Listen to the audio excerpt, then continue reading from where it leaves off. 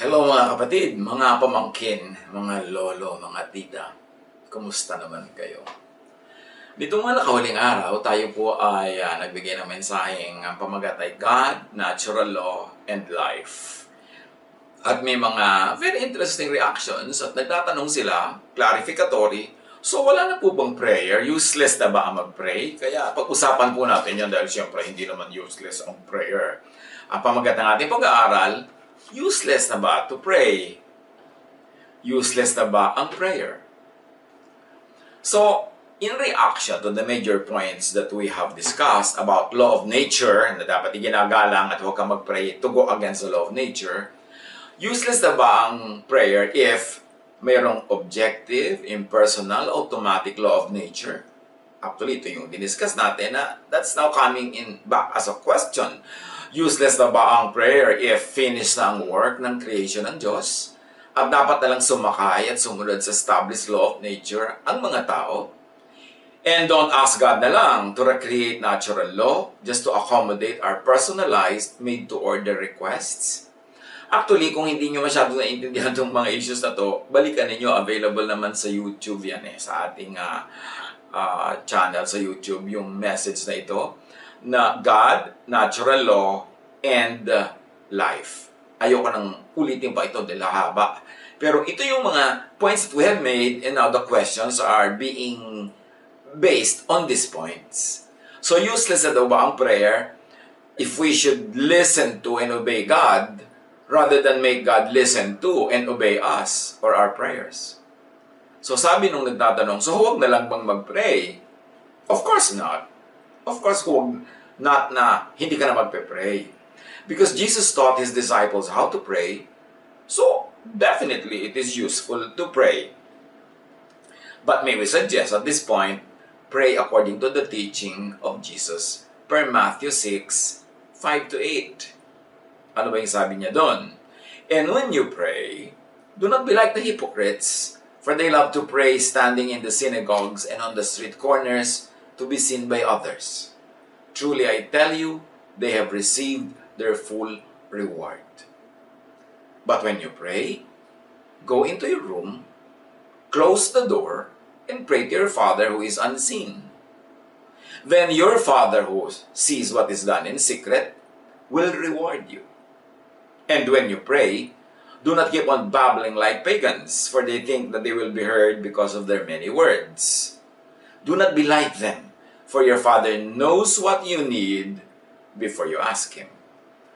So, based on these principles that Jesus taught, pray. Just don't pray to be seen and heard by people. Now, sometimes you pray and are seen and heard, but unintentionally because nangyari na may mga tao or the event has some people present, hindi yan ang ibig nating sabihin.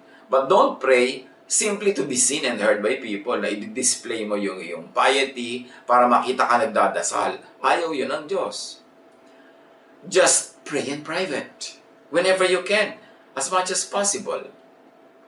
Ang inyong lingkod, talagang I really prefer praying in public. It is very seldom that I am seen in public praying because I like to follow the Jesus model. And I really feel good following it, not because I just like to follow kasi yun ang model, kundi mas gusto ko talaga yung nagpe-pray mag-isa. Kasi hindi ko kailangan piliin yung words. Hindi ko kailangan ipaliwanag sa mga kasama ko kung ano yung pinagpe-pray ko. Hindi ko kailangan mag-perform. Hindi ko kailangan lakasan para marinig ng iba. So, mas nagiging totoo yung prayer. Personal ko yun. Mas gusto ko ang personal prayer. Pag kami nagsasabing, Pastor, ipag-pray niyo po ako. Sabi ko, ano ang prayer request mo? Sige, ipag-pray kita in private. Hindi yung kung saan kami naglalakad sa escalator, sa elevator, bigla ko siyang hawakan sa ulo, palulo ko rin sa higat, ipag-pray ko siya, seen by everybody. Well, I have nothing against that being done by other people, but as for me, mas gusto ko na ipag-pray personally yung tao na walang nakakakita kahit siya hindi niya nakikita at hindi niya naririnig yung prayer ko. Kasi kung minsan, yung prayer ko naman is not always in total agreement sa request niya because I allow the Holy Spirit to guide me in what to pray for. So, mas may freedom ka pag private. Well, group prayer was practiced by the early believers, so it should have benefits. We have nothing against group prayer. In fact, ang daming benefit ng group prayer. And if, at the least, May therapeutic effect yan. Yung magkakasama kayo, naghahawak-hawakan pa kayo ng kamay, kung hindi dapat physical distancing, yung nagsasabihan kayo ng inyong mga hinaing, ng inyong mga hopes and dreams, ang ganda ng emotional effect niya sa mga tao. So I am not going to discount the benefits of group prayer. Pero huwag i-group para ka lang makita ng iba na wow, prayerful yung group na ito. Diba? So, protect group and public prayer from the mistakes listed by Jesus. At sinabi na natin yun, hindi na natin yung iisa-isahin. Very importantly, protect group and public prayer from abuse. Kasi pwedeng magamit ang group prayer for political agenda. Ano ba, politician ako, kaya meron akong paboritong politician, tapos tatawag kunwari ako ng prayer event, ng religious event, ng worship event, tapos nandun bigla yung politiko na yun to promote. O kaya, siya ang ipagpe-pray pala. So yung buong prayer, nagagamit for a political agenda, which is not necessarily shared by everyone present, di ba?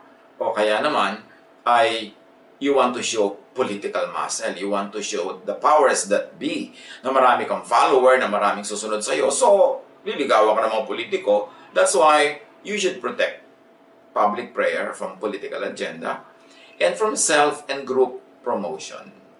Kasi may mga tao na siguro, I don't know kung ano laman ang puso nila, pero gusto nila to be in the center of prayer life, of a community, of a nation, na laging sila nagpe-pray, laging pag may prayer event, dahil sila dapat ang nag-organize niyan, sila dapat ang pinagsasabihan, ipoprotect natin ang group prayer from that manipulation. In fact, kahit sa mga ibang mga local churches, yung mga ibang grupo, hindi sila makapag-pray nang hindi nagpapaalam doon sa prayer group na parang yung prayer group na ang may-ari ng prayer. So, na-abuse yung group prayer. Protect group and public prayer from needless control of persons, of sectors. Na sila yung mga prayer guru, sila yung mga prayer big time na hindi ka na pwede mag-pray without their permission. Tapos sila ang maglilista kung ano ipagpe-pray mo, i-assign nila kung sino ang magpe-pray. Di parang script na yun. Kaya madalas hindi ako mahilig niya sa mga group prayer. Yung halika, may national prayer na ganyan, may national prayer na ganon. Tapos may mga sikat-sikat na mga leader na sila maglilid ng mga prayer. Tapos may naka-assign na ano ipagpe-pray nila, gaano kahaba. Bakit pa tayo magsasama-sama? Di mag-pray na lang tayo sa kanila nating mga kwarto para mas matagal, mas malaya, at mas spirit-filled. Walang performance, walang script, walang entablado, walang lights. Kaya meron tayong mga discomfort about big prayer events. Hindi naman lahat merong very sincere at magandang effect, pero dapat mong i-protect from the tendency na ma-manipulate ng mga organizer at maging sikat sila at sakyan nila yung event na yun sa pagpapataas nila sa kanilang kalagayan, kung ano man yun. Don't be verbose and repetitious. And this is the downside of public prayer because you have an audience. So marami kang salita na hindi para sa Diyos, kundi para sa tao. Diba sinasabi mo, Diyos ko, nagpapagawa po kami ng building, kailangan po namin ng 3 million. Yung pala, ang kausap mo, yung mga kapwa mo nagpe-pray para malaman nila kung ano yung need. Dahil alam naman ng Diyos na nagpapagawa ka, alam niyang may kailangan ka, ba't kailangan pa sabihin sa prayer yon? But, if there are other people present, you have to say it, to explain it to them, because they don't know what you are praying for. Another downside of public prayer is that you need to project. Kung walang mic, lalakasan mo pa para marinig ng kaduluduluhan. Samantala kahit hindi mo naman bigkasin yun, dinig yun ng Diyos. So sino talaga ang audience ng prayer mo? Kasi dahil maraming tao, nauobliga ka to perform for people. So may performance. Downside pa rin yun.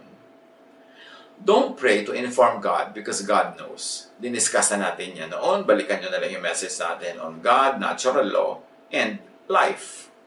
Pero sabi ni Jesus sa Matthew 6:9-10, this is then how you should pray. Our Father in heaven, hallowed be your name, your kingdom come, your will be done on earth as it is in heaven.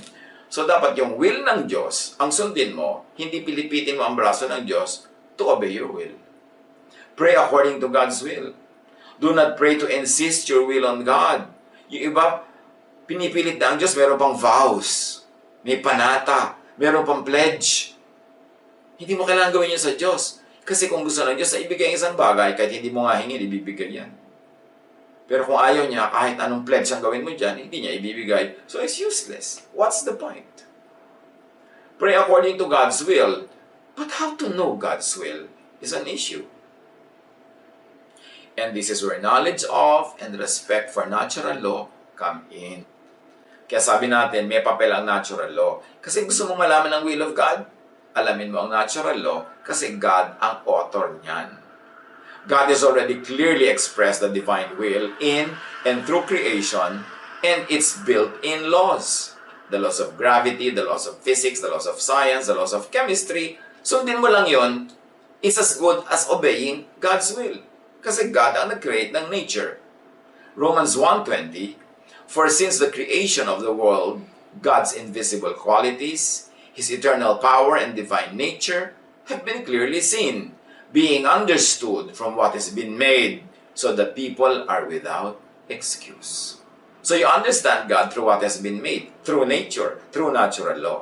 Therefore, pray not to ask for exemption from natural law, but to respect and submit to it. Thoughts and actions that conform with natural law are non-verbal, non-formal prayers. Thoughts and actions are prayers. Halimbawa, planting is praying. It is faith in action. Bakit ka nagpa-plant kung hindi ka nananalig na tutubo yan? So, imbes pray ka ng pray, Diyos ko, pakanin mo po kami. Diyos ko, bigyan mo po kami ng gulay, bigyan mo kami ng supply. Di mag-plant ka. At pag nagpa-plant ka, yun yung prayer. Kahit ngayon hindi ka na mag-pray verbally, daig mo pa nag-pray verbally kasi nag-plant ka through action, nag-pray ka through action. Cleaning is praying. Helping others is praying. Working is praying. Yung Lord, i-bless mo po ako na magkaroon ko ng kita, magkaroon kami ng mga supply sa pangangailangan namin, mag-work ka. And when you work, you are praying. Expressing delight is praying. Yung kakain ka, hindi naman laging, Diyos ko, pinupuri namin po kayo sa pagkain na binibigay niyo sa amin. Hindi kailangan verbal. Yung sabi mong, wow, ang sarap. Wow, delicious. Wow, very appetizing. That is prayer because that is expressing delight and that is praying. Praising is praying.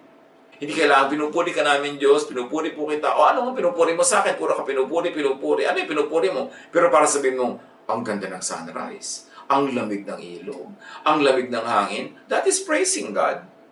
And that is prayer. This is how to pray without ceasing. With thought, action, habit, and lifestyle. Kaya maraming tao, mapipintasan sila ng iba, hindi naman siya prayerful, hindi namin sila nakikita nagpe-pray, hindi siya sumasama sa mga prayer meeting, pero wow, ang dami niyang charity work ha. Prayer yun. Yung ang dami-dami niyang project, ang dami niyang creativity, ang dami niyang tinutulungan, ang dami niyang minamahal, prayer yun. Daig nun yung nagpe-pray verbally. Ngayon, kung ganun ka na, nagpe-pray ka pa verbally, the best of both worlds. Pero kung puro ka pray verbally, pero wala kang action, kino-contradict ng lifestyle mo yung words of your prayer. So nothing will happen because you are a divided person. And a person who is divided will never please God. So do not willfully, habitually break natural law. Then ask God through prayer for suspension of its automatic results and effects on you. James 2:17, in the same way, faith by itself, if it is not accompanied by action, is dead. Halimbawa, you are living very unhealthfully, then praying for good health. Magkakontra yung action mo, tsaka yung prayer mo. Or praying for peace of mind. Tapos kandara pa ka sa panonood ng bad news, sa mga scary religious messages. Yung nagpapanik attack ka na nga, nagkakaroon ka na nga ng contraction kahit hindi ka pa dapat manganak. Nagkakaroon ka na ng palpitation sa takot sa mga nangyayari. Tapos nakababad ka pa rin sa bad news, exchange ka ng mga video ng mga nakakatakot, mga nakakalungkot. Tas pray ka ng for peace of mind. Kinokontra ng action mo yung words mo sa prayer. Kaya yung action, yun ang mas tatalab na prayer. Yung may mga ipapadala sa'yo ng video, ang lungkot-lungkot ng buhay ng frontliner na ito.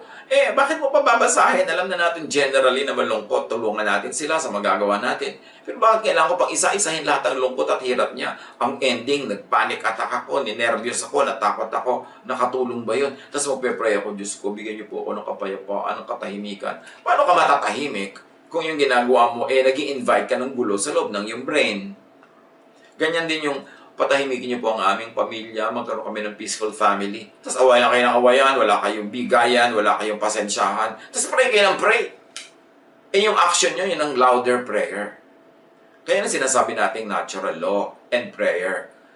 Magpe-pray ka, napatahimik ka ng iyong buhay, pero ang inang law na sinusunod mo is hindi ka gumagawa ng tama, edi hindi ka aanin ng tama, doon nababaliwala yung prayer.